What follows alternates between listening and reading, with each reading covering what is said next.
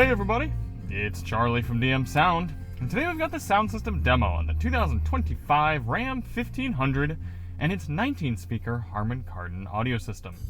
This is going to be an in-depth review. We're going to take a look at how the infotainment system works, take a look at audio inputs, adjustments, controls, speaker locations. We're going to test out the 5.1 support, then we're going to go out on the road and listen to these sample tracks while we're rolling, and I'll give you my thoughts at the end.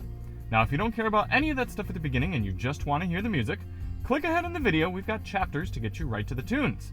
And I recommend listening with headphones so you can hear exactly what I hear from the driver's seat. But before we get started, let's hop out and take a look at it. Now, I know a lot of you want to hear the Klipsch system on the tungsten version of the 1500, but first of all, Ram didn't have one of those available. They offered this Rebel X, so that's what we're reviewing for now. And also, more people are going to be getting this Harman Kardon system than the Klipsch system.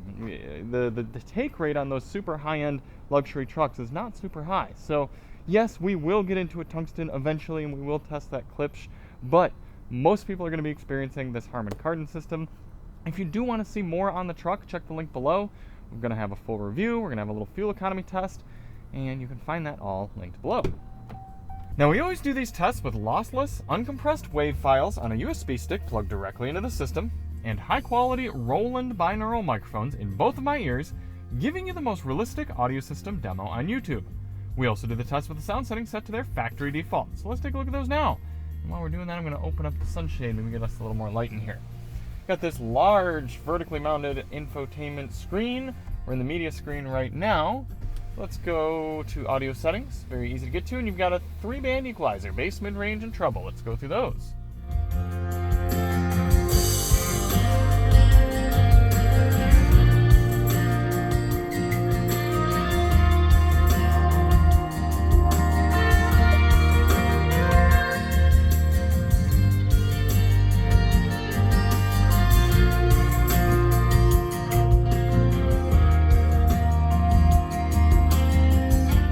Amount of adjustability there. Don't super love the responsiveness. I guess it's okay. Just a little lag there. Then below that, you've got balance and fader, front, rear, left, right. Surround sound on or off. I don't know what the default is for this, but it's on right now. Let's turn it off and see how it sounds.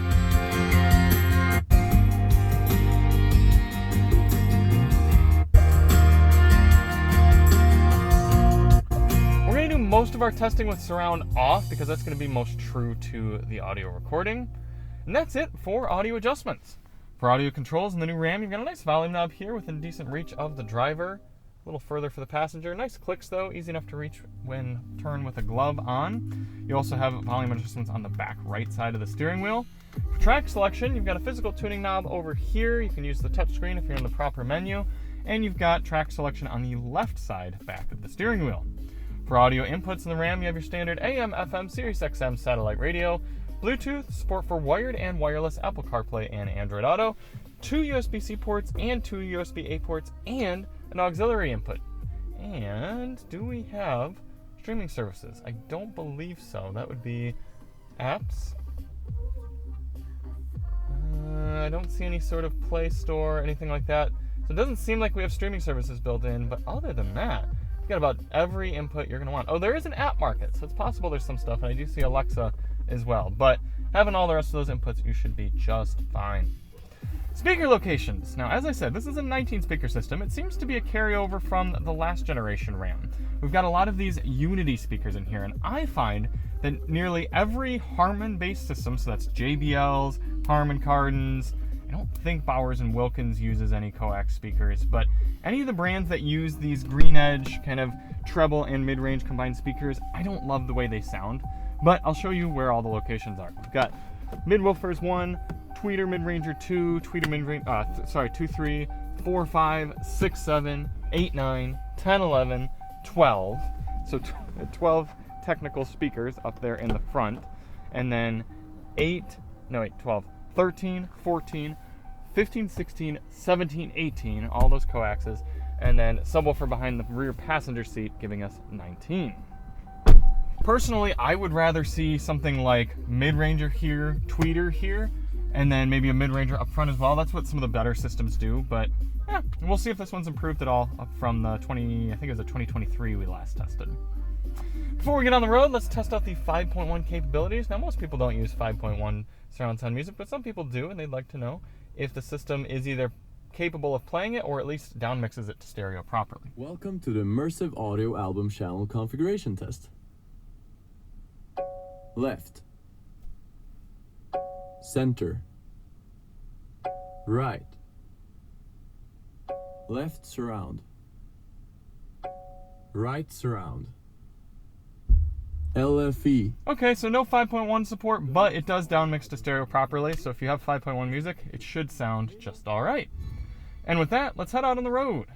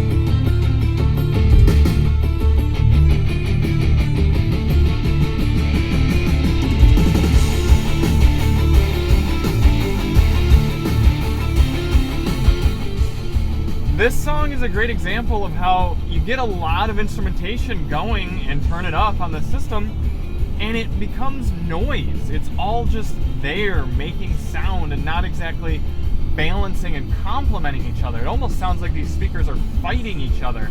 And it's understandable. Why do we have so many different mid-rangers and tweeters? Why don't we just have tweeters in certain areas and just have mid-rangers in others and allow them to complement and fill the space up, each with their own individual sounds, rather than just creating this cacophony of noise? Other than an underlying bass rhythm, you're not getting specific sounds and instruments out of these speakers. That's pretty disappointing. For this next track, though, we'll turn the bass all the way up and see what we get out of here.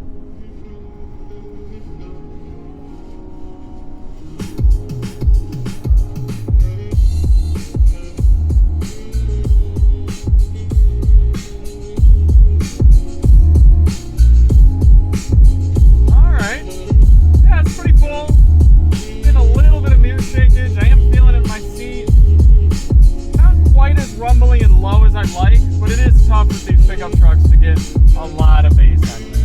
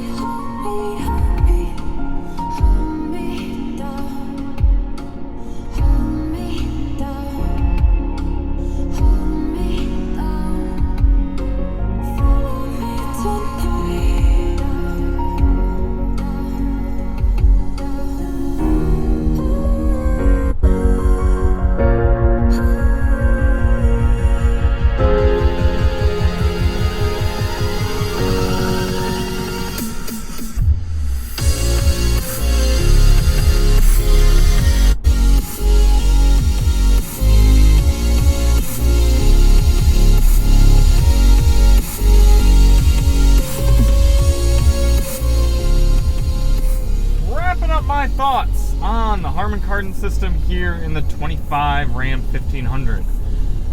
As usual with the Stellantis big speaker Harman Kardon systems, don't get caught up by the speaker count. I don't understand why they throw these dual coil speakers in these locations and inflate the speaker. Well, I do understand why, is it sounds impressive to say it's got a 19 speaker sound system in here, but it's not any better than what you're getting from Ford, and it is better than GM with their 7-speaker Bose. I'm trying to remember if there's a Bose Ultimate in the Denali now. I think there is, but the standard Bose is better than that.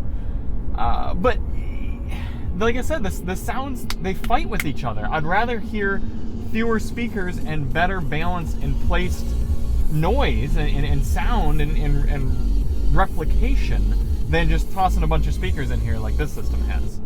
On top of that, Ram obviously knows that this isn't that great of a system because now you have the Klipsch system in the top level tungsten. If this were really that good, then they wouldn't need the Klipsch. They would have just stuck with this and refined it and put more time and effort into it. So that's a little telling that they understand that this system has its weaknesses. But a 19 speaker system as your mid-range? Yeah, obviously something isn't adding up there. So that being said, it's fine.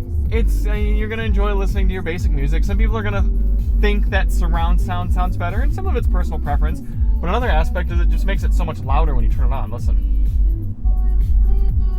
I guess it's not that dramatic at these lower volumes.